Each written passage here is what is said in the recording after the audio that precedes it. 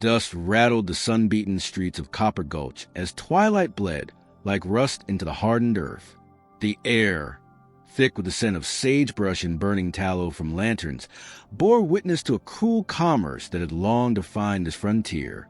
In the center of the town square, where faded wooden planks creaked under the weight of despair, a makeshift auction was about to begin, a fate that would shatter the last vestiges of dignity for one broken soul. Lucinda Hart, a widow in her late 20s whose eyes glimmered with quiet sorrow and unyielding resolve, stood before the gathered crowd. Her hands, trembling yet determined, clutched a threadbare shawl that barely covered the curve of her worn dress. Her hair, once neatly styled in honor of happier times, now cascaded in disarray around her face, and deep bruises on her arms testified to her plight. Today, she was to be sold like property, her very self pawned to satisfy her late husband's unsustainable debts. Once a hopeful wife and a modest life, she now faced a fate orchestrated not by fate, but by the ruthless designs of men whose cold hearts measured worth in coins and cruelty. Beside her, 3 small figures, her triplets, barely more than infants, murmured softly in their makeshift cradle. Their eyes, wide and uncomprehending, glowed in the dim light as they clung to the tattered blanket that served as their only comfort.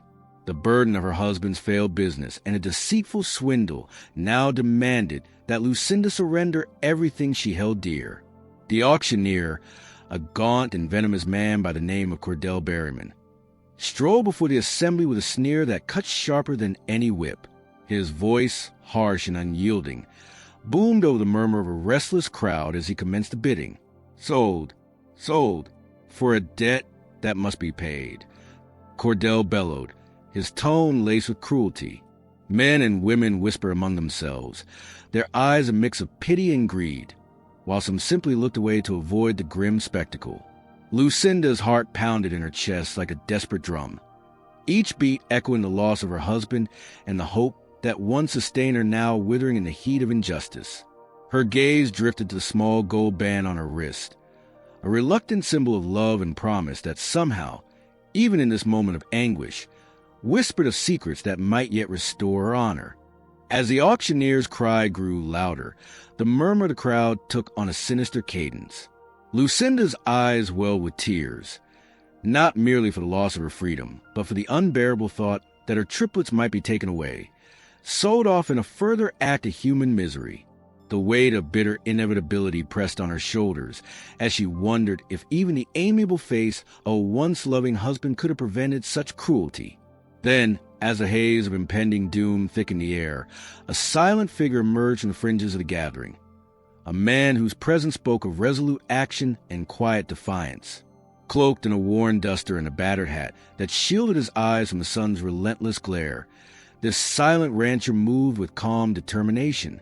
His name was Wiley McCall, known to few in these parts as a drifter who kept to himself, yet whose quiet strength was a subject of whispered admiration.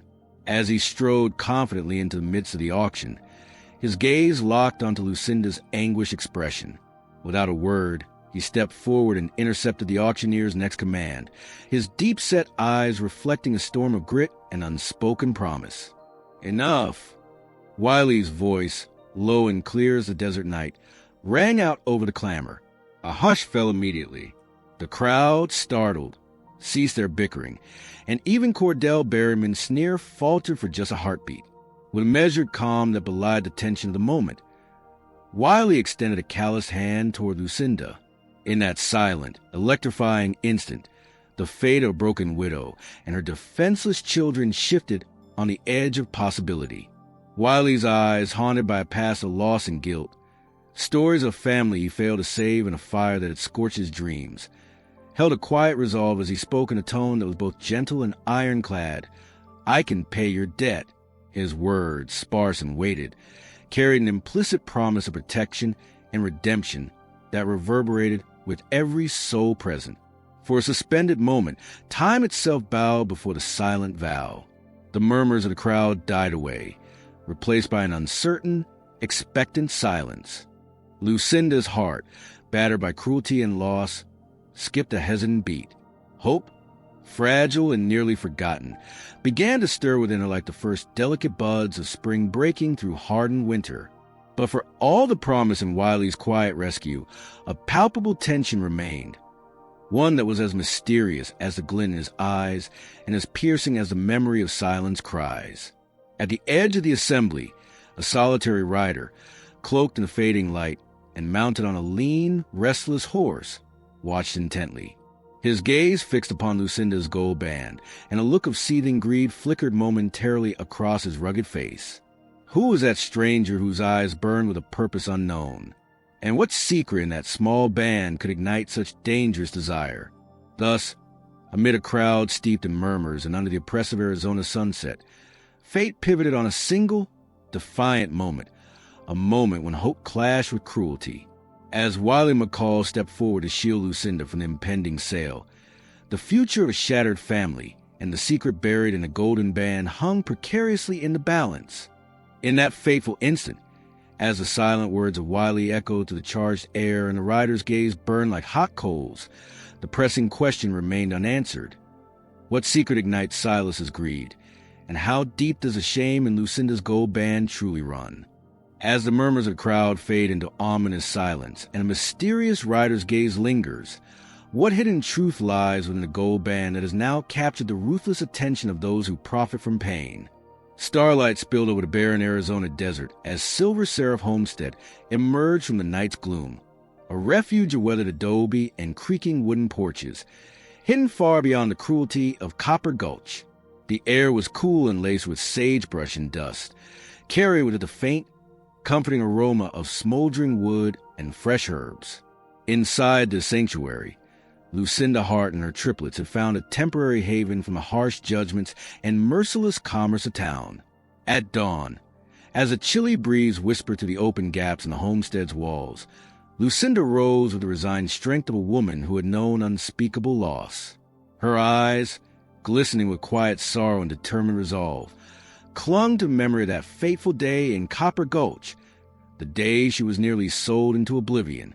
Now, safe under the steadfast protection of Wiley McCall, the silent rancher who had interjected himself into her doomed auction, she had accepted a refuge in return for her dignity. Yet in her delicate hand still rested the gold band, its faint glimmer an ever-present reminder of both love lost and a secret that might one day redeem her broken past. Wiley McCall, a man of few words and a quieter soul, had guided him away from the tainted town.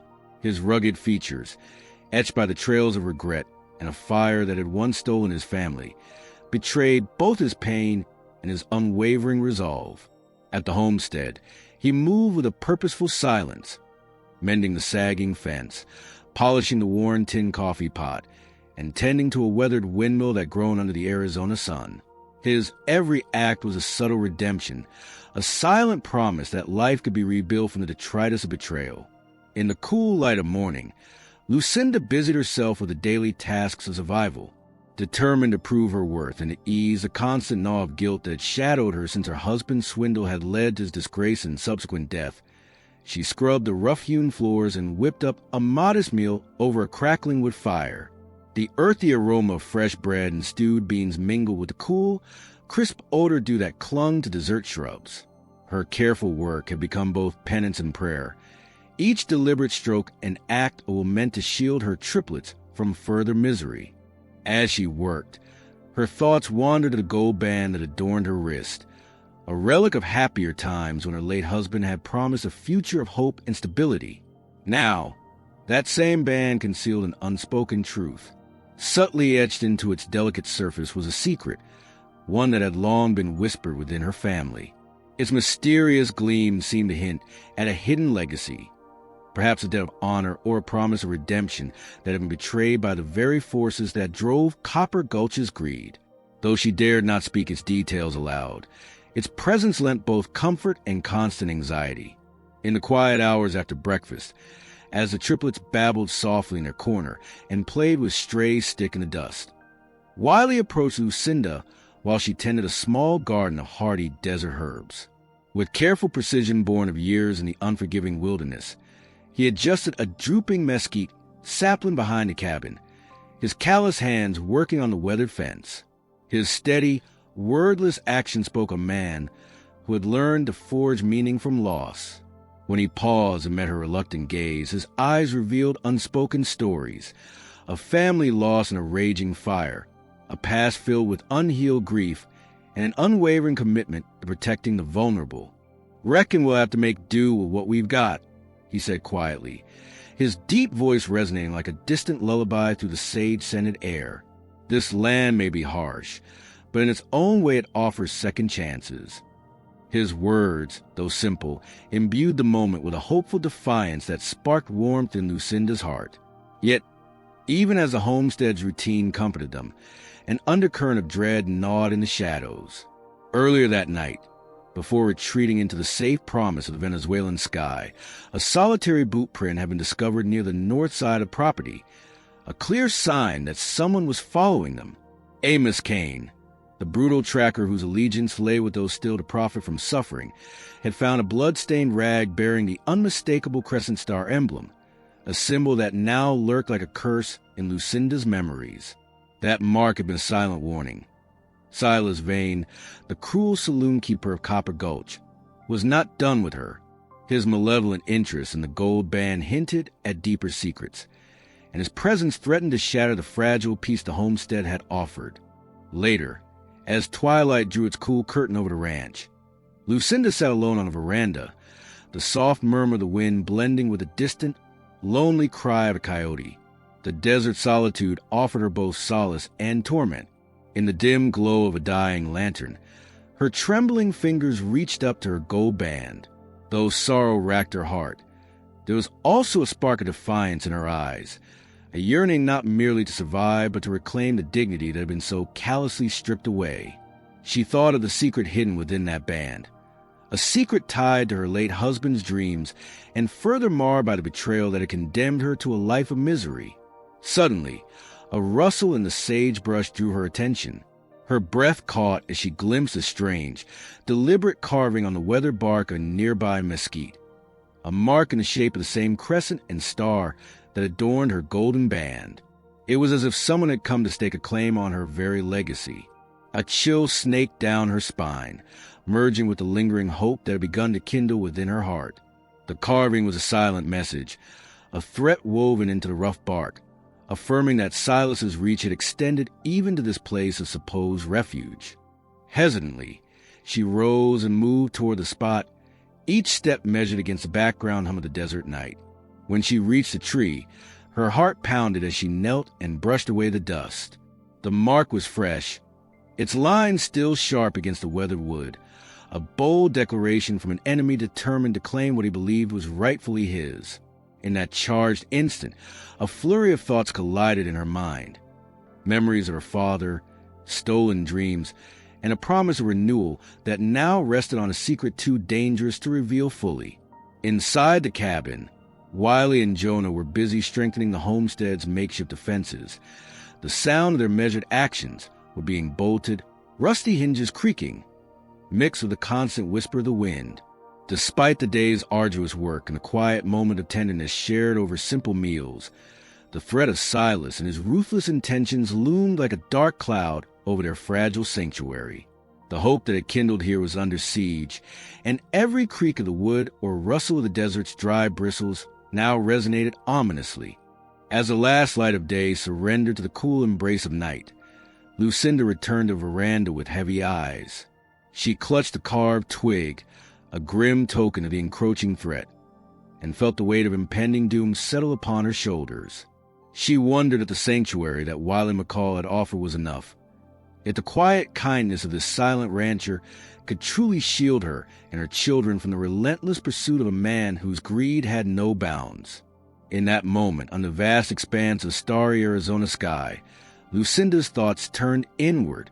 She vowed silently that she would no longer allow herself to be defined by the cruelty that had marked her past. The tender hope nurtured by Wiley's quiet strength, combined with the growing bond of trust that was slowly mending her wounded spirit, would be her armor. Yet, the ominous mark of the mesquite, a stark reminder that Silas was never far behind, stirred a dread that she could not shake. The homestead, with its creaking windmill and rusted spurs scattered on the dirt, stood as both a haven and a battleground, a place where the old scars might begin to heal, if only they could withstand the dark echoes of betrayal. As night deepened and a cool breeze set the desert afire with its whispers, Lucinda clutched her gold band and the small, weathered locket close to her heart. The secret it held shimmered with both promise and peril, a promise that one day she might reclaim not only her honor but the legacy that had been stolen from her. And so, as the distant sound and enemies' approach reverberated faintly across the canyon, and the echo of that carved mark haunted the one safe refuge, Lucinda looked at the horizon with eyes that mingled quiet defiance and lingering fear. The fragile hope of Silver Seraph Homestead quivered beneath the weight of uncertainty. Every shadow stretched longer. Every whisper of wind carried the threat of Silas's coming. As Lucinda contemplates the fresh mark upon the mesquite and the ominous sounds beyond, will the sanctity of the homestead hold, or will Silas's relentless pursuit shatter the fragile promise of redemption they so desperately seek? Moonlight slicked the arid earth with silver, and the long, leaning mesquite trees of Silver Seraph Homestead cast eerie, wavering shadows over the weathered adobe. The desert, a vast canvas of dust and whispered legends, now murmurs secrets hidden in plain sight. In the cool stillness of the early night, when even the wind's lament seemed tentative, Lucinda Hart found herself alone on the veranda, her gaze fixed upon the ancient mesquite that once bore the crude, ominous carving from last night. Its bark, rough and darkened by time, now bore a new inscription, a barely discernible series of numbers and letters, etched deeply as though by a trembling hand. Lucinda's heart pounded, not only with lingering fear from Silas Vane's pursuit, but with the dawning recognition that the mysterious gold band on her wrist might hold more than the memory of a lost love. She recalled, with a rush of bittersweet emotion, how that band had once been a cherished symbol of her husband's promise, a promise now stained by his involvement in a devastating swindle. The band had always glinted with a secret, and now, as she traced its smooth curve with her trembling fingers, she noticed a faint inscription along its inner edge. Nearly imperceptible at first, the engraving revealed a series of symbols that corresponded with the carving on the mesquite. Inside the homestead, the low hum of routine mingled with hushed murmurs of caution. Wiley McCall, ever the silent guardian whose rugged features belied a heart scarred by loss, moved purposefully through the dimly lit corridor. He straightened a frayed banner that hung in a corner and checked the latch on a creaking upper door, his mind unwittingly wandering to memories of a family lost in a raging fire.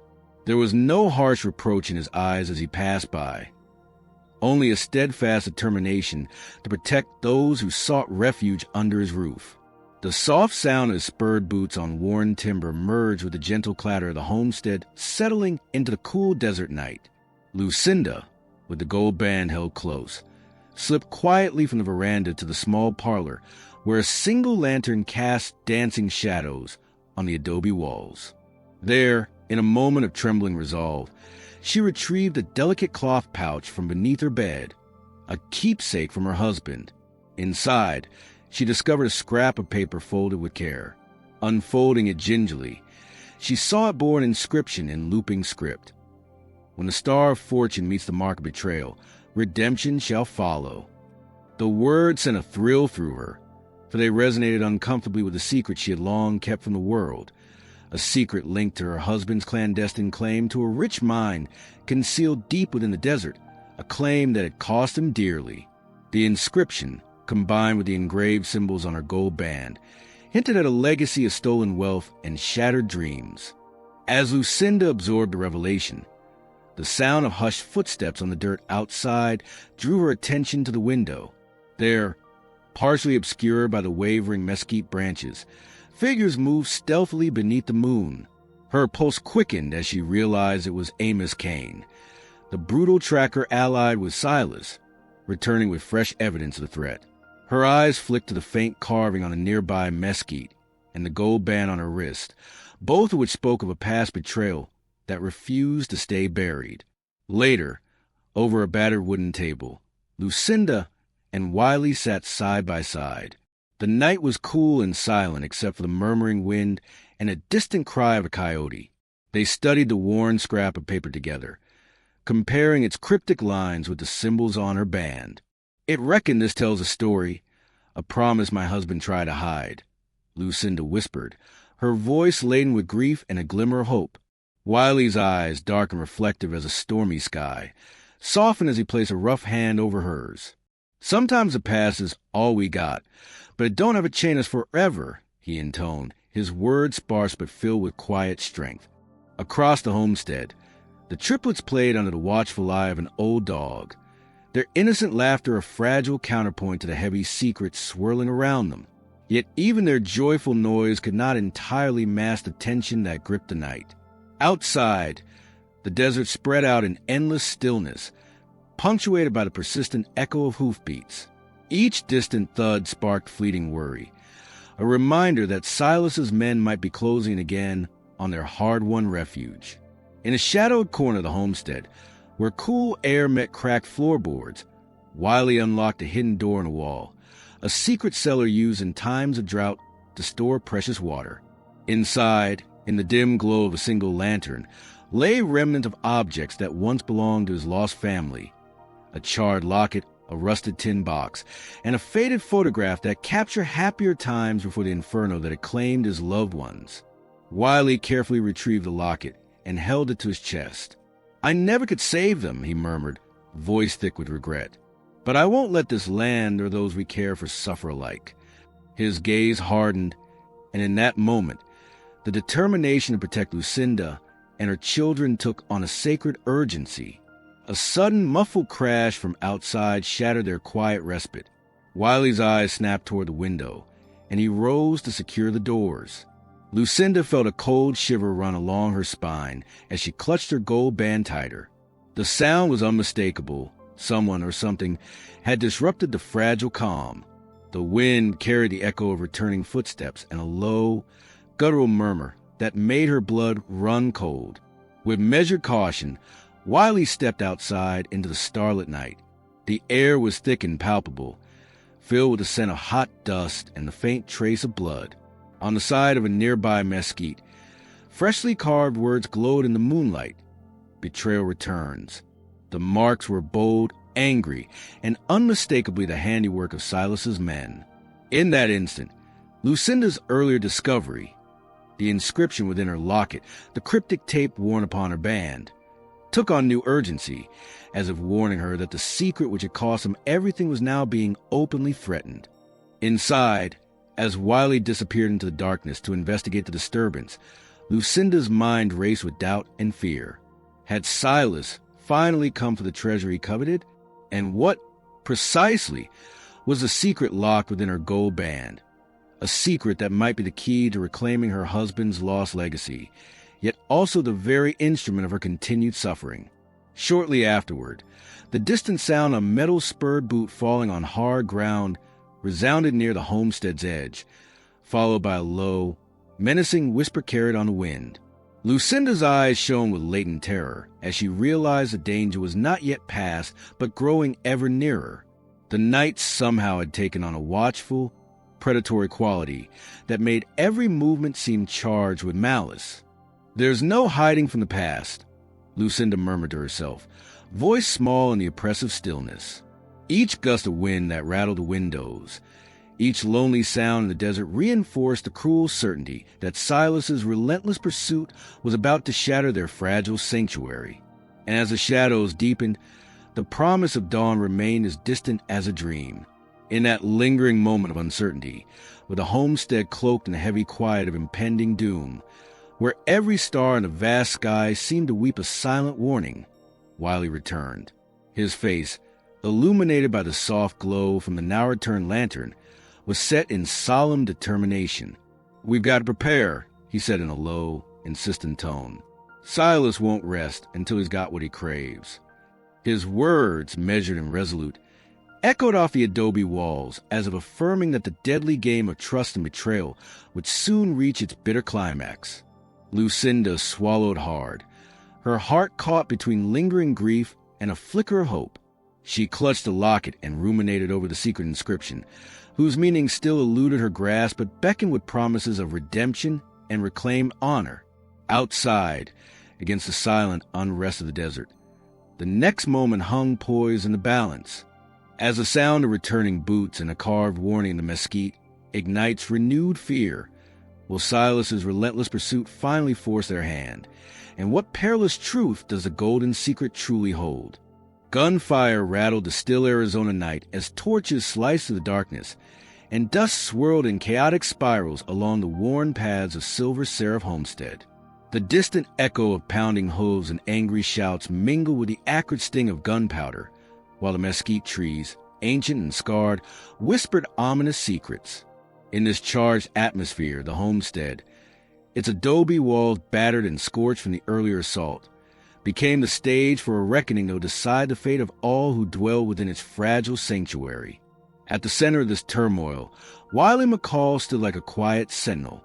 His eyes, dark and resolute beneath a battered hat, scanned the chaos unfolding beyond the doorway.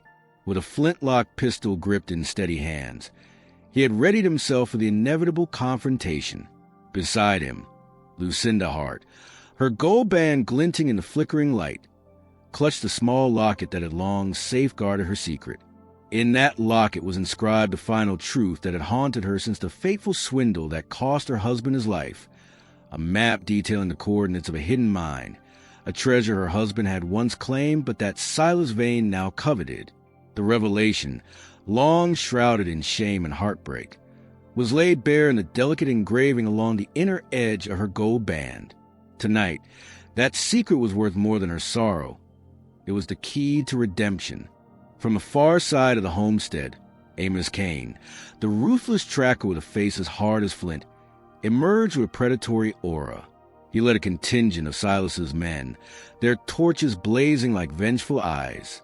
Their approach was deliberate, synchronized with the low rumble of approaching reinforcements from Copper Gulch. The men advanced in a tight phalanx, their weapons glinting in the starlight, and their eyes fixed with malignant intention on the homestead where hope had dared to bloom. At that very moment, Silas Vane, riding high on a powerful stallion, appeared at the edge of the compound. His voice, dripping with disdain and greed, carried over the tumult.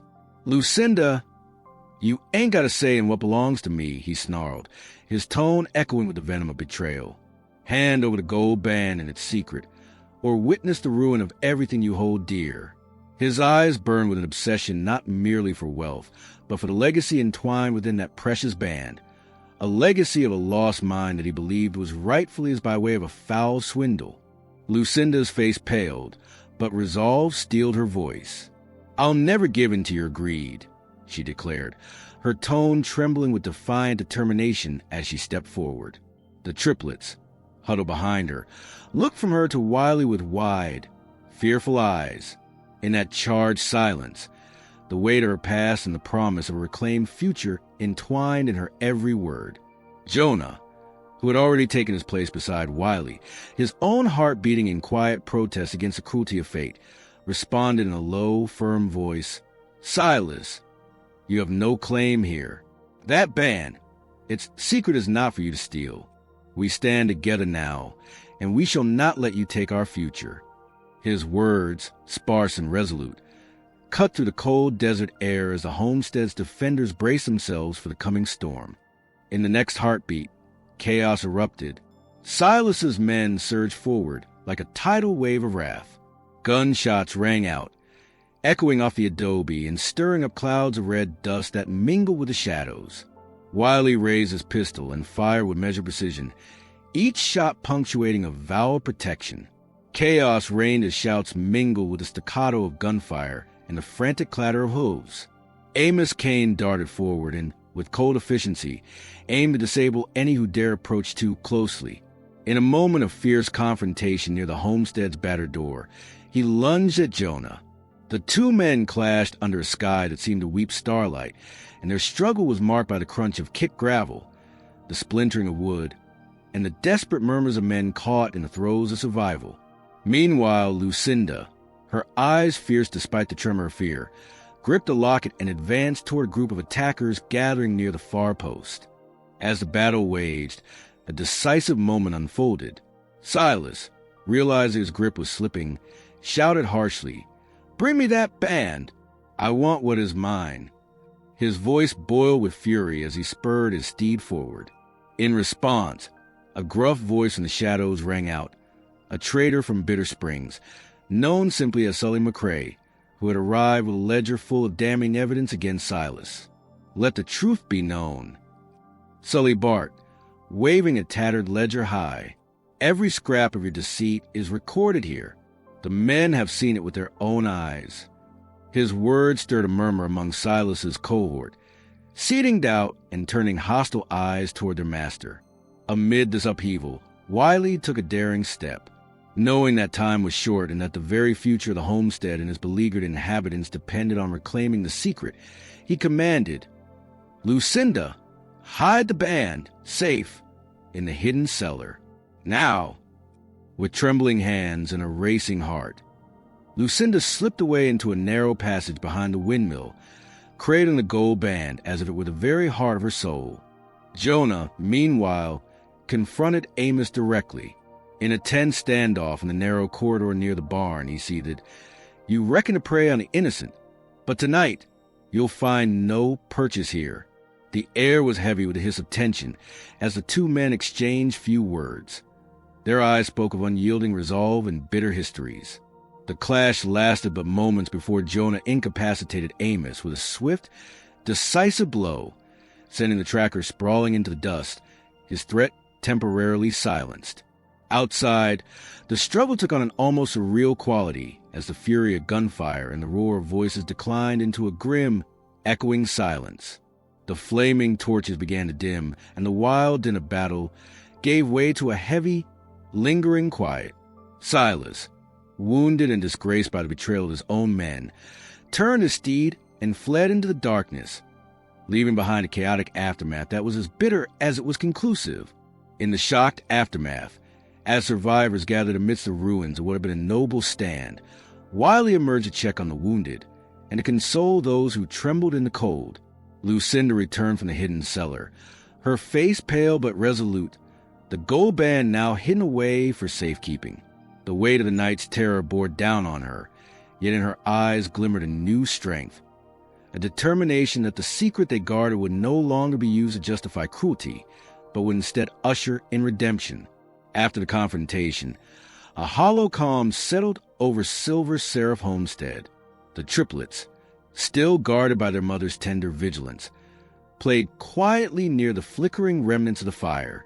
The night air, heavy with the scent of burnt wood and mingled with sorrow, now carried the distant murmurs of a slowly waking desert. Wiley and Jonah, standing side by side, share a look heavy with unspoken promises and the painful weight of loss redeemed.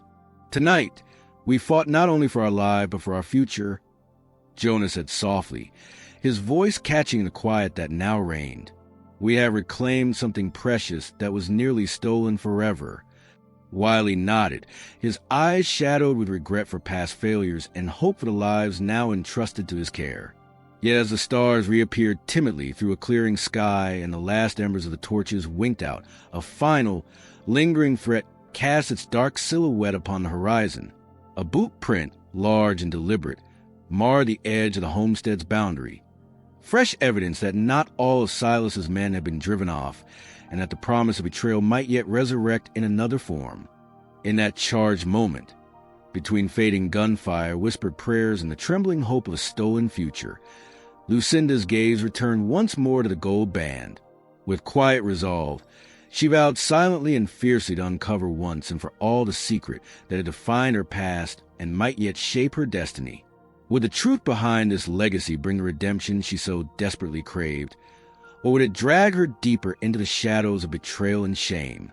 As the homestead faces a haunting echo of fresh footprints and the weight of a secret still unspoken, will Lucinda's hidden treasure hope be enough to secure their future, or has Silas's relentless greed only just begun its assault? Gunfire's echo had long since faded into the arid silence of the early morning, leaving behind a sense of both ruin and rebirth. As the first tentative rays of dawn spilled over the sagebrush and dust, Silver Seraph Homestead, its adobe walls scarred by the night's violence, awoke to a renewed hope. The lingering threat of Silas Vane's pursuit had been momentarily stilled, And now, in the cool light of desert morning, the survivors gathered to assess the cost of their struggle and the promise of the future. Lucinda Hart stood in the quiet courtyard, her eyes fixed on the horizon where the rising sun transformed the sky into a tapestry of burnt gold and soft lavender. In her hand, still hidden safely away in the deep recesses of the homestead's old cellar, lay the treasured gold band. For so long it symbolized a painful inheritance, a secret map to a hidden mine that her late husband had once coveted and swindled away. Now, that same band, long a token of dishonor and lost love, was to be reclaimed by hope. The revelations of the past night, the brutal raid by Silas's men, the furious clash with tracker Amos Kane, and the evidence brought forth by Sully McCrae had exposed the depths of greed that haunted her. And yet, in that first light, the true legacy of the gold band was set to be determined not by despair, but by redemption. Wiley McCall, the silent guardian whose own scars have been carved by fire and loss, moved purposefully across the courtyard, his broad, calloused hands, still trembling slightly from the adrenaline of the previous night's battle, carefully inspected the damage. The windmill creaked mournfully in the gentle breeze, and shards of broken wood lay scattered as reminders of violence. Slowly, with both diligence and care, he began the process of repair, his actions resonating as a promise that the homestead would rise again. "We'll fix every brick and bolt," he murmured in his low, steady tone. "Ain't no darkness that can keep us down forever." His words, simple yet imbued with unyielding resolve, were a beacon to all who had suffered under Silas's tyranny. Inside, Lucinda gathered her triplets close around her, feeling their small hands seek comfort in the folds of her worn dress. Their innocent laughter and gentle cooing were soft, fragile sounds that seemed to defy the cruelty of the past. Yet as much as they symbolized hope, they also reminded Lucinda of the price that had been exacted upon her family. With a deep breath, she resolved that the secret of the gold band would no longer be a source of fear.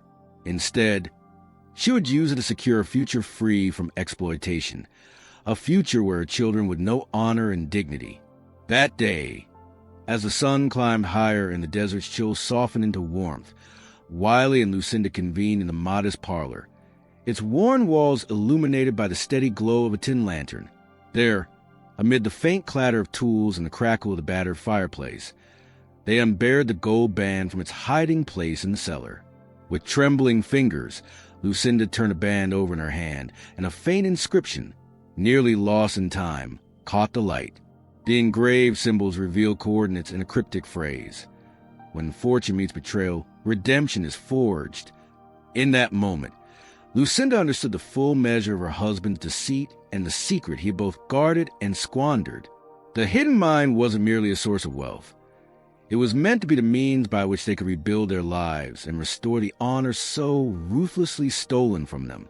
"Wiley," she said softly, her voice a mixture of resignation and hard-won determination, "this band, it tells us where the mine lies.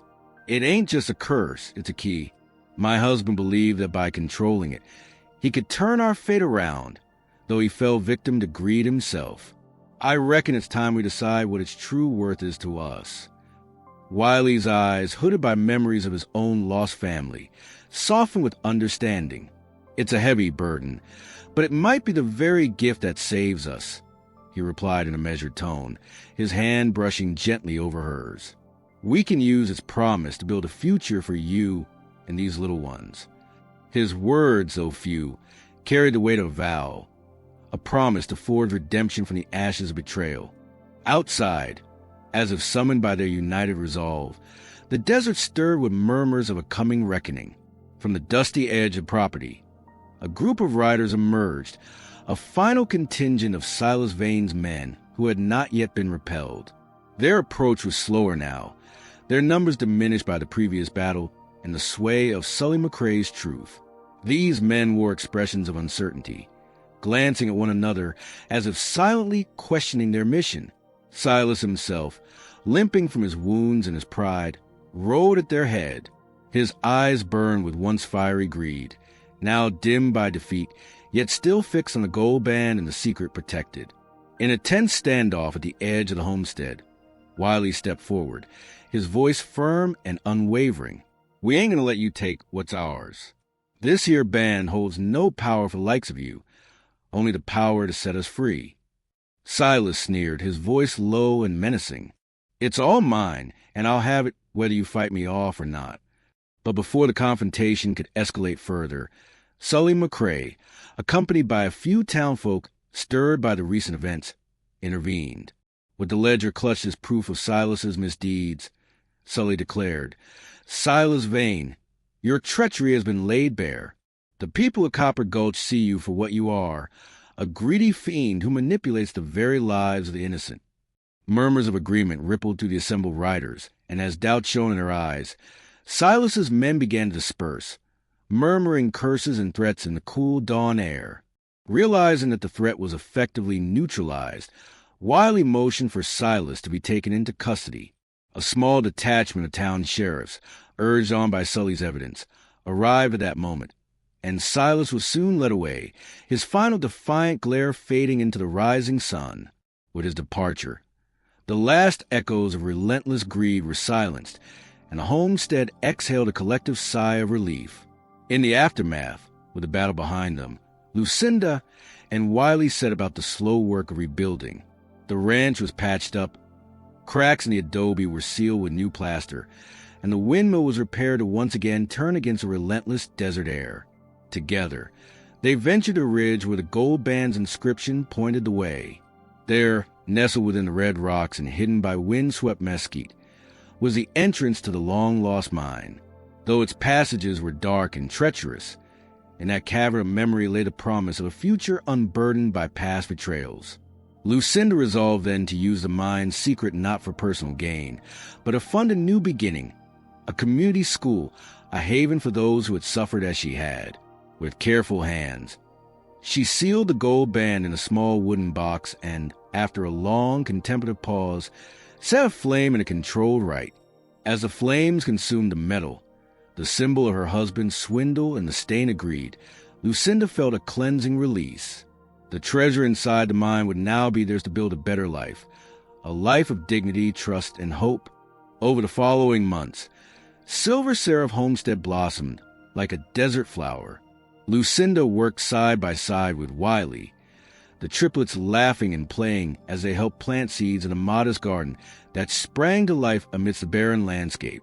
Townsfolk, once quick to sneer at her misfortune, now offered nods of respect as they witnessed a transformation.